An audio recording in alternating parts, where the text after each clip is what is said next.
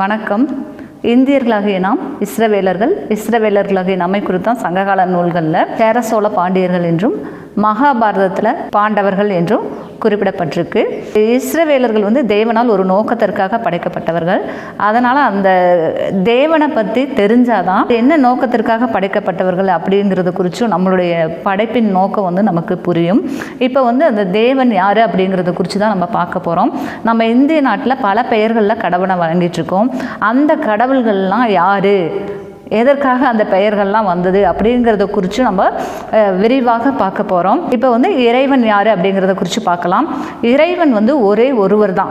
எல்லா மதத்திலையும் சொல்லப்பட்டிருக்கிறது இறைவன் ஒருவர் தான். அந்த ஒருவர் தன்னுடைய வார்த்தையை தன்னுடைய சாயலாக முதல் பேராக படைத்தார். தன்னுடைய வல்லமையை இன்னொரு படைப்பாக படைத்தார்.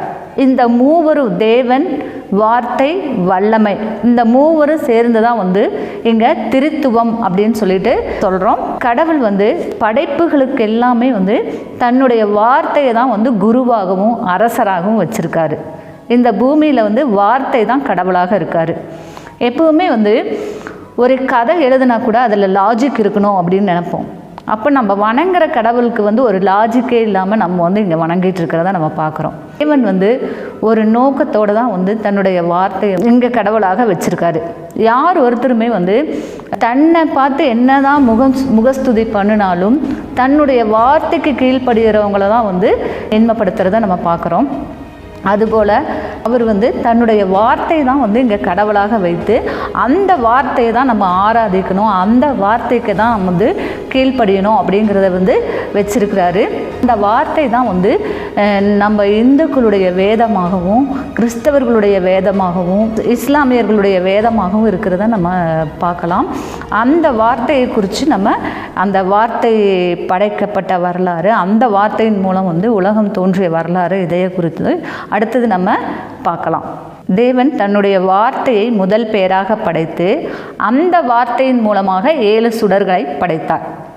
இந்த 7 சுடர்களை தான் பரிசுத்த வேதாகமத்தில் 7 நாட்களாக காட்டப்பட்டிருக்கிறது. இந்த 7 நாட்களை தான் ஜோதிட சாஸ்திரத்தில் 7 கோள்களாக காட்டியிருக்கிறாங்க. ஞாயிறு அப்படிங்கிறது சூரியன் அப்படின்னும், திங்கள் அப்படிங்கிறது சந்திரன் அப்படின்னு சொல்லிடும், செவ்வாய் அப்படிங்கிறது செவ்வாய் கிரகமாகவும், புதன் புதனாகவும், வியாழன் என்பது வியாழனாகவும், வெள்ளி என்பது ஜோதிடத்தில் சுக்கிரன் என்றும், சனிங்கிறது சனியாகவும் காட்டப்பட்டிருக்கு. இந்த வேதாகமத்தில் உள்ள 7 நாட்கள் தான் ஜோதிட சாஸ்திரத்தில் 7 கோள்களாக இருக்குது. தேவன் இந்த 7 சுடர்களை படைத்து அதில் வியாழன் அப்படின்ற அந்த கோளுக்கு அதிபதியாக தன்னுடைய வார்த்தையை வைத்தார். அவரை தான் வியாழனின் அதிபதி குரு அப்படின்னு சொல்லிட்டு நம்ம சொல்கிறோம். அதே போல் வார்த்தையை படைப்புகளுக்கெல்லாம் குருவாக வைத்ததும் இல்லாமல் படைப்புகளுக்கெல்லாம் அரசராகவும் இந்த வார்த்தையை தான் வச்சார். இவர் தான் தேவர்களுக்கு அதிபதியாகிய இந்திரன், தேவேந்திரன் அப்படின்னு சொல்லிட்டு இங்கே சொல்கிறாங்க. அப்போது வியாழனின் அதிபதியாகிய குருவும் தேவர்களின் அதிபதியாகிய இந்திரனும் தேவனுடைய வார்த்தை. இந்த தேவனுடைய வார்த்தையை தான் சங்ககால நூல்களில் 2ஆம் சங்க நூலாகிய வியாழ மாலை அகவல் அப்படிங்கிறது இதைத்தான் சொல்லுது. அதே சமயம் சங்ககால நூல்களில் இந்திரனை குறித்து சொல்லப்பட்டிருக்கு. வேந்தன் அப்படின்னு சொல்லியிருக்காங்க, இந்திரன் அப்படின்னும் சொல்லியிருக்கிறாங்க. இந்த இந்திரன் வேந்தன் அப்படிங்கிறது யாருன்னு சொன்னால் தேவனுடைய வார்த்தை. தேவன் தன்னுடைய வார்த்தையை படைப்புகளுக்கெல்லாம் குருவாகவும் அரசராகவும் வைத்திருக்காரு அப்படிங்கிறத நம்ம இதிலிருந்து நம்ம தெரிஞ்சுக்கலாம். அப்போ அந்த 7 கோள்களுக்கு பின்னாடி 2 பாம்பு, அதாவது ராகு கேது அப்படிங்கிற 2 பாம்புகள் இருக்குது. இது யாருங்கிறத குறித்து நம்ம பார்க்கலாம். அடுத்தது தேவர்களையும் மனிதர்களையும் காப்பாற்றுவதற்காக ஒரு கேருபை படைச்சாரு. இந்த கேருபானது தேவனுடைய வார்த்தையை வணங்க மறுத்ததுனால இந்த கேருப் மற்றும் சனி மற்றும் குரு இவர்களுக்குள்ள யுத்தம் ஏற்படுது. இந்த யுத்தத்தின் காரணமாக அந்த கேருபானது வெட்டப்படுகிறது. இதை குறித்து தான் ஜோதிட சாஸ்திரத்தில் சொல்லியிருக்காங்க. இந்த கேருபு வந்து தேவனாக இருந்து அசுரனாக மாறினது அப்படின்னு சொல்லி சொல்லப்பட்டிருக்கு. இந்த அசுரர்களுடைய தந்தை யாருன்னு சொல்லி பார்த்தீங்கன்னா காசிபர் அப்படின்னு சொல்லிட்டு இந்துக்கள் வேதத்தில் சொல்லியிருக்கு. இது கிறிஸ்துவ வேதத்தில் இதில் லூசிபர் அப்படின்னு சொல்லியிருக்கிறாங்க. இரண்டுமே வந்து ஒருவரை குறிக்கிறது அப்படிங்கிறத நம்ம தெரிஞ்சுக்கலாம். இந்த மூவருக்குள்ளே ஏற்பட்ட யுத்தத்தின் விளைவு என்ன அப்படிங்கிறத குறித்து நம்ம பார்க்கலாம். அதாவது காப்பாற்றுவதற்காக படைக்கப்பட்ட கேருபானது வெட்டப்பட்டு விழுகும்போது தன்னோடு சேர்த்து ஒரு பங்கு தேவர்களையும் சேர்த்து இழுத்து கொண்டு வந்ததை வந்து வேதத்தில் சொல்லப்படுகிறது. இப்படி வந்த தேவர்கள் தான் வந்து 33 கோடி தேவர்கள் அப்படின்னு சொல்லிட்டு அழைக்கப்படுறாங்க. இப்போ வந்து தேவலோகத்தில் ஒரு வெற்றிடம் ஏற்படுகிறது. அந்த வெற்றிடத்தை நிரப்புவதற்காக தேவனால் படைக்கப்பட்டவன் தான் வந்து மனிதன். இந்த மனிதன் மூலமாக ஒரு பரிசுத்த சந்ததியை ஏற்படுத்தி அவர்களுக்கு நித்திய ஜீவனை கொடுத்து அவர்களை வந்து தேவர்களுக்கு சமமானவர்களாக ஆக்குவதற்காக படைக்கப்பட்டவன் தான் மனிதன். அந்த நோக்கத்தை வந்து கெடுக்கணும் அப்படின்றது காரணமாக இந்த யுத்தத்தின் விளைவாக வெட்டப்பட்ட பாம்பானது ஆதாம் ஏவாள் என்ற முதல் மனிதர்களுக்குள்ள பாவம் என்ற வழியில் பாம்பானது புகுந்து கொண்டது. இதை தான் வந்து நம்ம ஜென்ம பாவம் அப்படின்னு சொல்லி சொல்கிறோம். நம்ம முன்னோர்கள் செஞ்ச பாவம், வழி வழியாக முன்னோர்கள் செய்கிற பாவம், நம்ம செய்கிற பாவம், இந்த பாவங்கள்லாம் சேர்ந்து நம்முடைய மனிதர்களுடைய ஆத்மாவானது சிரிக்கப்படுகிறது. ஜீவனுக்கு செல்ல வேண்டியவர்கள், அதாவது நித்திய ஜீவனை அடைந்து பரலோகத்துக்கு செல்ல வேண்டிய மனிதர்கள் வந்து அவர்களுடைய ஆத்மா பாவத்தின் காரணமாக சிறைப்பிடிக்கப்பட்டு பாதாளத்தை நோக்கி செல்லுது. அதே சமயம் இந்த பூமியிலையும் அவர்களுக்கு வந்து நோய், வறுமை, சிறைப்படல், விதவையாகிறது, அங்கஹீனமாகிறது, பித்தத்தினால் ஏற்பட பைத்தியம், இதெல்லாமே வந்து இந்த ஆத்மா, அதாவது மனிதர்கள் வந்து பாவத்தில் விழுந்ததுனால அவர்களுடைய ஆத்மா சிறைப்பிடிக்கப்பட்டு இங்கேயும் நியாய தீர்ப்படைகிறாங்க. அதே சமயம் மரணத்துக்கு பின்னாடி பாதாளத்துலேயும் வந்து நியாய தீர்ப்படைகிறாங்க. இதன் மூலமாக வந்து ஜீவனுக்கு செல்ல வேண்டியவங்க வந்து ஒருத்தருமே இல்லை. ஜீவனுக்கு அழைத்த செல்பவர் இந்த குருவானவர். தேவனுடைய வார்த்தை தான் வந்து இந்த வார்த்தைக்கு கீழ்ப்படிந்து நடக்கிறவங்களை வந்து பரலோகத்திற்கு அழைத்து செல்பவர், ஜீவனுக்கு அழைத்து செல்பவர். குரு, சனி, ராகு, கேது, பாம்பு இவர்களுக்குள்ளே ஏற்பட்ட யுத்தத்தின் காரணமாக ஜீவனுக்கு செல்லப்பட வேண்டிய ஆத்மாக்கள் அனைத்துமே வந்து பாதாளத்தை நோக்கி சென்றது. இதன் காரணமாக குருவானவர் வந்து தானே வந்து பரிகார பலியாக வந்து சித்தம் கொண்டார். எந்த பாவத்தையுமே போக்குறதுக்கு ஒரு பலி தேவைப்பட்டுச்சு. அந்த பலி வந்து இங்கே பரிசுத்த பலியாக இருக்கணும், பரிசுத்த ரத்தத்தை சிந்தணும். ஆனால் எல்லாருமே வந்து ஜென்ம பாவம் அப்படின்ற பாவத்தில் விழுந்ததுனால யாருமே அதுக்கு வந்து தகுதியற்றவங்களானாங்க. அதனால் தேவன் வந்து தானே வந்து இந்த பூமியில், இந்த பூவிலகத்தில் பிறந்து பலியாக வந்து சித்தம் கொண்டார். அதற்காக அவர் தேர்ந்தெடுத்த மனிதன் தான் வந்து ஆபிரகாம். அவருடைய மகன் ஈசாக்கு, ஈசாக்குடைய மகன் ஈஸ்வரவேலன். இந்த மூவரையும் தான் வந்து இந்தியாவில் ஆபிரகாம பிரம்மானும் ஈசாக்க ஈஸ்வரன் என்றும், ஈஸ்வரனுடைய மகனான வேலனை வந்து தென்குமரியை சேர்ந்தவங்க குமரவேலன் அப்படின்னு சொல்லிட்டும், வடவேங்கடத்தை சேர்ந்தவங்க வந்து வேங்கடத்தின் அதிபதியாக வேங்கடாசலபதி என்றும் பெயரில் பல பெயர்களில் வணங்குறாங்க. சங்ககால நூல்களில் ஈஸ்வரன் குறித்தும், குமரனை குறித்தும், இந்திரனை குறித்தும், வருணனை குறித்தும் சொல்லப்பட்டிருக்கு. அதே சமயம் வந்து நிலங்களை வந்து நான் 5 பிரிவாக பிரித்து குறிஞ்சி, முல்லை, மருதம், நெய்தல், பாலை அப்படின்னு சொல்லி பிரித்து அந்த நிலப்பகுதிகளுக்குரிய கடவுளாக வந்து இந்த கோத்திர தலைவனை தான் குறித்து சொல்லப்பட்டிருக்கு அப்படிங்கிறத நம்ம இப்போ பார்க்கலாம். குறிஞ்சிக்கு வந்து கடவுளாக சேயோன் அப்படின்னு சொல்லி சொல்லப்பட்டிருக்கு. இந்த சேயோன் அப்படிங்கிறது வந்து தென்குமரியை தான் குறிக்குது. இந்த தென்குமரி அப்படிங்கிறது வந்து தெற்கு யூதாயாவை தான் வந்து சொல்லப்பட்டிருக்கு. இந்த தெற்கு யூதாயாவில் இருக்கிற இந்த சியோன் மலையை தான் வந்து சேயோன் அப்படின்னு சொல்லிட்டு குமரனாக இங்கே காட்டப்பட்டிருக்கிறத நம்ம பார்க்கலாம். முல்லை, காடுகளுடைய கடவுள் வந்து திருமால், கண்ணன், மாயோன் அப்படின்னு சொல்லப்பட்டிருக்கு. இவரையே வந்து இந்த பெயரில் அழைச்சாங்க அப்படிங்கிறத குறித்து நம்ம இப்போ பார்க்கலாம். இந்த கோத்திர தலைவனான ஈஸ்வரவேலன் தன்னுடைய வாழ்க்கையில் வந்து ஏமாற்று வேலைகளெல்லாம் செய்ததை குறித்து நம்ம வேதத்தில் நம்ம பார்க்கலாம். அதாவது தன்னுடைய அண்ணனை ஏமாற்றி சேஷ்டபுத்திர பாகத்தை முதல்ல வந்து வாங்கிக்கிறாரு. அடுத்தது வந்து தன்னுடைய தந்தையை ஏமாற்றி தன்னுடைய அண்ணனுக்கு சேர வேண்டிய ஆசீர்வாதத்தை வந்து தான் வாங்கிக்கிறாரு. அடுத்தது பார்த்திங்கன்னா தன்னுடைய நாட்டிலிருந்து தன்னுடைய மாமாவோட வீட்டில் போய் அவருடைய பெண்களை கல்யாணம் பண்ணி 21 ஆண்டுகள் அங்கே இருக்கும் பொழுது அவருக்கு சேர வேண்டிய பங்கு, அதாவது இந்த ஈஸ்வர வேலனுக்கு சேர வேண்டிய பங்கை வந்து அவங்க மாமா பிரித்து கொடுக்கணும் அப்படின்னு நினைக்கும்போது தன்னுடைய பங்கான இந்த வரி விழுந்த ஆடுகள் வரணும் அப்படிங்கிறதுக்காக குச்சிகளை வந்து வரி விழுந்த குச்சிகளை போட்டு தன்னுடைய மந்தையை வந்து பெருக்கினதையும் நம்ம பார்க்குறோம். இந்த மாதிரி வந்து மாய வேலைகள்லாம் வந்து இவர் செஞ்சதுனால தான் வந்து இந்த கோத்திர தலைவரை வந்து மாயோன் மாயவன் அப்படின்னு சொல்லிட்டு பல பெயர்களில் அழைக்கிறாங்க. அதே சமயம் வந்து மருதத்திற்குரிய கடவுளாக வந்து வேந்தன் அப்படின்ற இந்திரனை குறித்து சொல்லப்பட்டிருக்கு. தொல்காப்பியத்தில் வேந்தன் அப்படிங்கிறாங்க. இந்த வேந்தன் வந்து இந்திரன் தான் அப்படின்னு சொல்லிட்டு சமஸ்கிருதத்தில் சொல்லப்பட்டிருக்கு. இந்த வேந்தன் என்கிற இந்திரனை குறித்து நம்ம பார்த்தோம். தேவன் வந்து தன்னுடைய வார்த்தையை படைப்புகளுக்கெல்லாம் குருவாகவும் தேவர்களுக்கெல்லாம் அதிபதியாகிய இந்திரனாகவும் வச்சுருக்காரு அப்படின்னு சொல்லி பார்த்தோம். அந்த இந்திரனை தான் வந்து இங்கே குறிப்பிட்டிருக்காங்க. வட இந்தியாவிலலாம் வந்து இதை வந்து இந்திர விழா அப்படின்னு சொல்லிட்டு எடுக்கிறத நம்ம பார்க்கலாம்.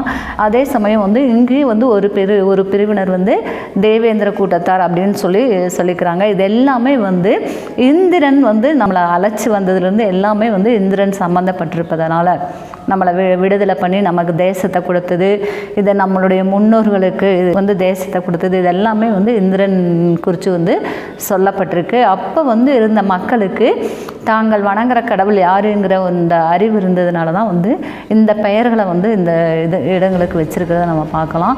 அடுத்தது வந்து நெய்தல் திணைக்குரிய கடவுளாக வந்து வருணனை சொல்லியிருக்காங்க. வருணன் அப்படிங்கிறது வந்து மலையை குறிக்குது, மேகத்தை குறிக்குது. இந்த வருணன் வந்து எகிப்திலிருந்து இஸ்ரவேலர்களை மீட்டு கூட்டிகிட்டு வரும்போது தேவன் வந்து அக்னி ஸ்தம்பமாகவும் பகலில் வந்து மேக ஸ்தம்பமாகவும் இருந்திருக்கிறாரு. இந்த மேக ஸ்தம்பமாக வந்த வருணன் தான் வந்தா அப்படின்னு சொல்லிட்டு அந்த பெயரால் வந்து இதை வச்சிருக்கிறத நம்ம பார்க்கலாம். எல்லாமே வந்து தேவனுடைய வார்த்தையை குறிக்கிற சொற்கள் தான் வந்து பெயர்கள் தான் வந்து இங்கே பயன்படுத்தப்பட்டிருக்குது.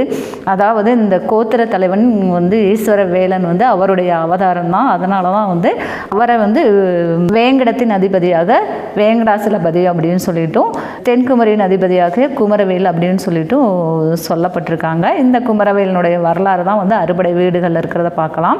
இந்த வேங்கடத்தின் அதிபதியோட வரலாறு தான் வந்து பார்த்திங்கன்னா இஸ்ரவேலர்கள் தோன்றிய வரலாறு, கடவுள்களுக்குள்ளே ஏற்பட்ட யுத்தம், இவர்களை ஒவ்வொரு காலகட்டத்திலையும் வந்து தேவன் அவதரித்து இவர்களை வந்து வழிநடத்தி கூட்டி சென்றது. இவைகளை குறித்து தான் வந்து இந்த விஷ்ணுவின் 10 அவதாரங்களை குறிக்குது. இந்த வேதத்தில் உள்ள முக்கியமான மனிதர்களை குறித்து தான் வந்து இந்த அவதாரங்கள் எல்லாமே வந்து குறிப்பிடுது. அதை குறித்து நம்ம இப்போ விளக்கமாக பார்க்கலாம். கூர்ம அவதாரம். கூர்ம அவதாரம் அப்படிங்கிறது வந்து மூவருக்குள் ஏற்பட்ட யுத்தத்தை வந்து குறிக்குது. பிரம்மா, சிவன், விஷ்ணு இவர்களுக்குள்ளகளில் யார் பெரியவர் அப்படின்ற ஒரு யுத்தம் ஏற்பட்டுச்சு அப்படின்ற ஒரு கருத்தை வச்சு தான் வந்து இந்த கூர்ம அவதாரத்தை கொண்டு வந்திருக்கிறாங்க. ஆனால் யுத்தம் வந்தது உண்மைதான். ஆனால் அது இந்த மூவருக்குள்ளே வரல. இந்த மூவருமே வந்து தேவனால் தேர்ந்தெடுக்கப்பட்ட மனிதர்கள். ஆபிரகாம், ஈசாக்கு, யாக்கோபு இவர்களை தான் வந்து பிரம்மா, சிவன், ஈஸ்வரன், விஷ்ணு அப்படின்னு சொல்லியிருக்கிறாங்க. அதனால் இந்த மூவருக்குள் யுத்தம் வரல. ஜோதிட சாஸ்திரத்தில் உள்ள குரு, சனி, ராகு, கேது, பாம்பு இந்த மூவருக்குள்ளே ஏற்பட்ட யுத்தத்தை குறித்து தான் வந்து இங்கே சொல்லப்பட்டிருக்கு. இது வந்து பரிசுத்த வேதாகமத்திலையும் சொல்லப்பட்டிருக்கு. அடுத்தது பார்த்திங்கன்னா வராக அவதாரம். இது வந்து பரிசுத்த வேதாகமத்தின் முதல் அதிகாரத்தில் வந்து இது சொல்லுது.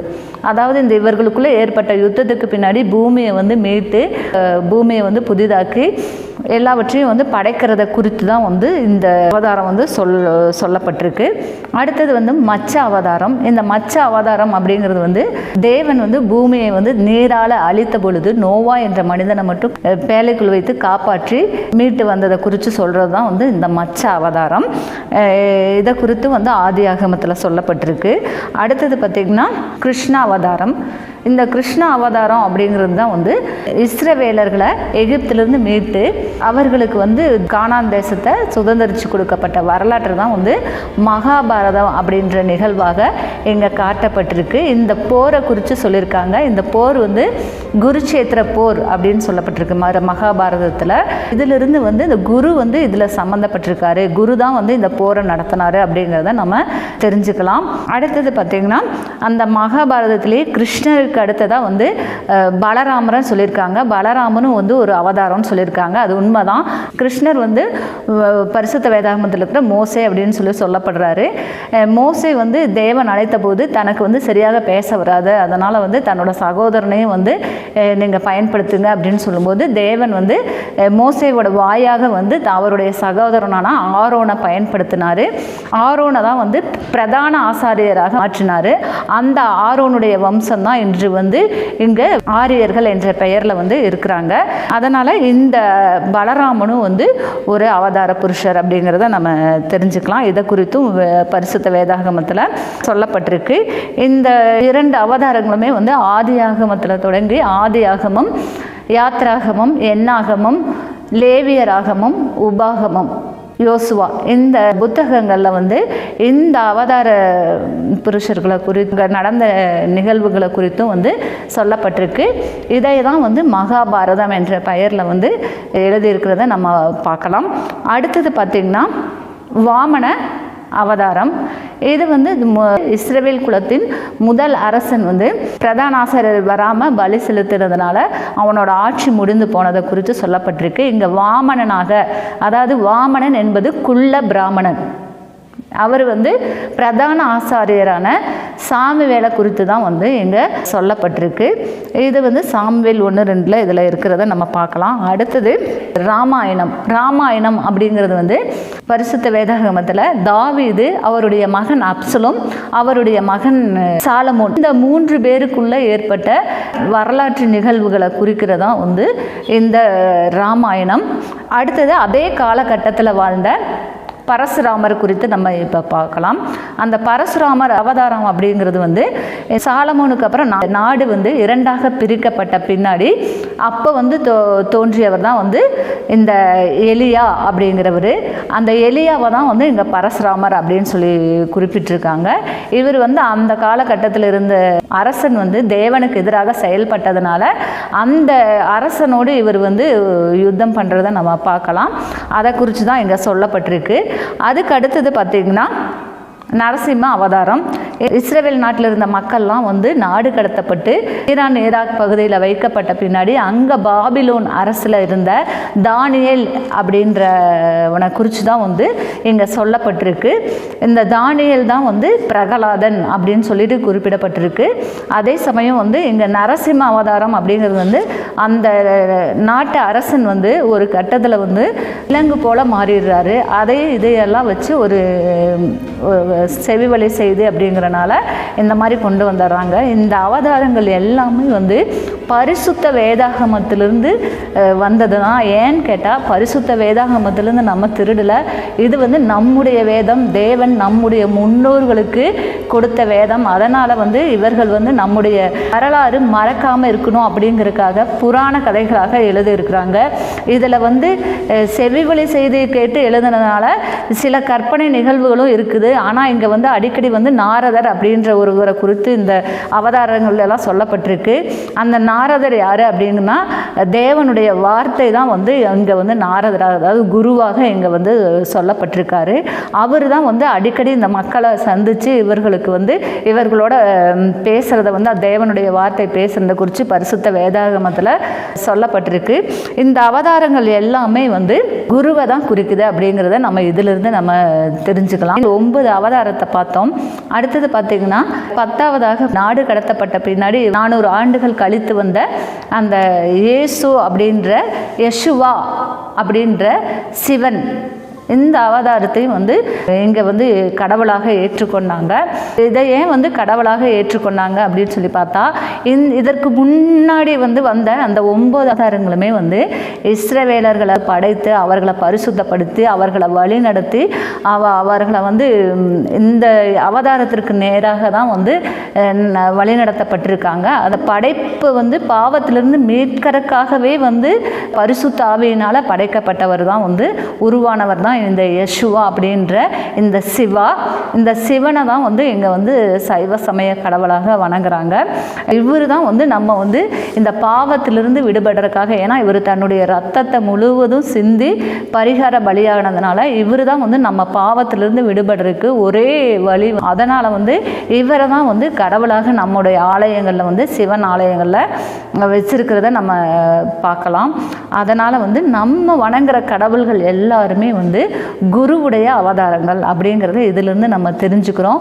பெண் தெய்வங்களை நம்ம வணங்குறோம். அந்த பெண் தெய்வங்கள் யார் அப்படின்னு சொல்லி பார்த்தா 3 தேவியரை குறித்து இங்கே சொல்லப்பட்டிருக்கு. அவங்க வந்து இந்த ஆபிரகாம், ஈசாக்கு, ஈஸ்வரவேலன் இவர்களுடைய மனைவிகளை தான் வந்து 3 தேவியராக குறிப்பிட்டிருக்காங்க. இந்த 3 தேவியர் அப்படிங்கிறது வந்து ஆபிரகாமோட மனைவி சாரால சரஸ்வதினும், ஈசாக்குடைய மனைவி ரெபேக்காவை வந்து பார்வதினும், இங்கே வந்து விஷ்ணுவோட மனைவியாக லட்சுமியாகவும் வந்து இங்கே வந்து சொல்லப்பட்டிருக்கு. இவர்களை தான் வந்து 3 தேவியர்களை வந்து வணங்கியிருக்காங்க. அதுபோக வந்து இஸ்ரவேலர்கள் வந்து அந்த நாட்டில் இருந்தப்போ வானராக்கினி அப்படின்ற ஒரு தெய்வத்தை வந்து வணங்கியிருக்கிறாங்க. அது வந்து தேவனுக்கு பிரியம் இல்லாத விஷயம் இருந்தால் கூட அவங்க அதை வணங்குறத குறித்து அங்கே சொல்லப்பட்டிருக்கு. அதனால் நம்ம வணங்குற கடவுள்கள் எல்லாமே வந்து வேதாகமத்தில் உள்ள ஒவ்வொரு மனிதர்கள் தான். இந்த குருவானவர் இந்த உலகத்தில் பிறந்து மனிதனாக அவதாரம் எடுத்து வந்ததை குறித்து தான் வந்து இங்கே எல்லாமே சொல்லப்பட்டிருக்கு. ஆனால் வணக்கத்திற்குரிய கடவுள் அப்படின்னு சொல்லும்போது யெஷுவா என்கிற சிவன் தான் வந்து வணக்கத்திற்குரிய கடவுள் அப்படிங்கிறத இதிலிருந்து நம்ம தெரிஞ்சுக்கலாம். நன்றி, வணக்கம்.